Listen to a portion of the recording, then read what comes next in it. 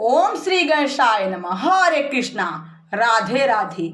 मैं कुसुम सिंह छत्राणी आप सभी का अपने चैनल शिव शक्ति में हार्दिक स्वागत करती हूँ। आज मैं आप लोगों को शिव महापुराण के युद्ध खंड के 35वां अध्याय की कथा सुनाने जा रही हूँ। शंखचूड़ के दूत की शिव जी से वार्ता। संत कुमार जी बोले, तो अब दानवेंद्र ने अपने बहुत से दानवों को शिव जी के पास भेजकर यह कहलाया कि मैं शंखचूड़ आ गया हूँ, क्या इच्छा है सत्य कहिए। तब शंख के दूत के वाक्य सुनकर महादेव जी प्रसन्न होकर बोले, हे महाप्राज्ञ दूत, तुम जाकर अपने स्वामी से यह कह दो कि देवताओं से वैर त्याग कर उनसे संधि कर लो और उनका राज्य उन्हें देकर सुख से अपना राज्य करो। तुम अपना राज्य करो और देवता अपना राज्य करे। प्राणियों का विरोध बुरा होता है, फिर देवताओं से विरोध की कौन कहे।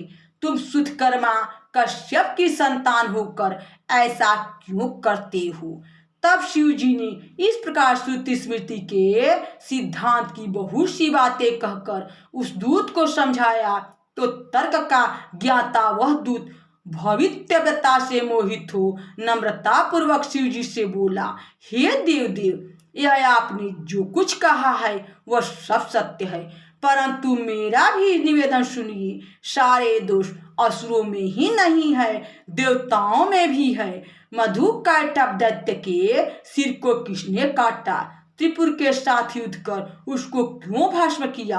आप देवताओं का ही पक्ष कर उनका ही कल्याण क्यों करते हैं। बलि का सर्वस्व हरण कर उसे पाताल क्यों भेजा।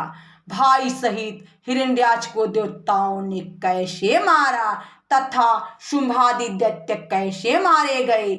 समुद्र मंथन से निकले अमृत को देवताओं ने ही क्यों पान किया।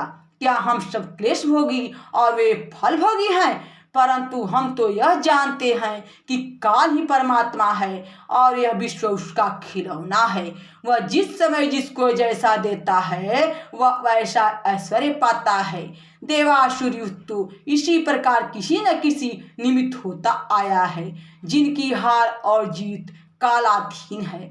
आपको हमसे विरोध नहीं करना चाहिए, क्योंकि आप सुर असुर सबके ईश्वर हैं। आप जैसे परमात्मा के लिए बड़े लज्जा की बात है जो हमारे साथ वैर करते हैं।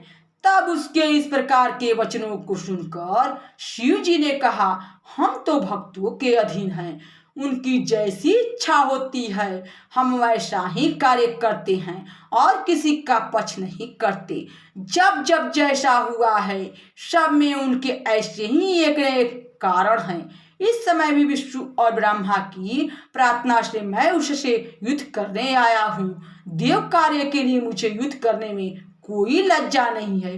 तुम ऐसा ही जाकर शंखचूड़ से कह दो, उसके मन में जैसा आवे वैसा करे। यह कहकर शंकर जी मौन हो गए। दूत अपने स्वामी शंखचूड़ के पास चला गया। यहाँ शिव महापुराण के युद्ध खंड के 35वां अध्याय की कथा समाप्त हुई।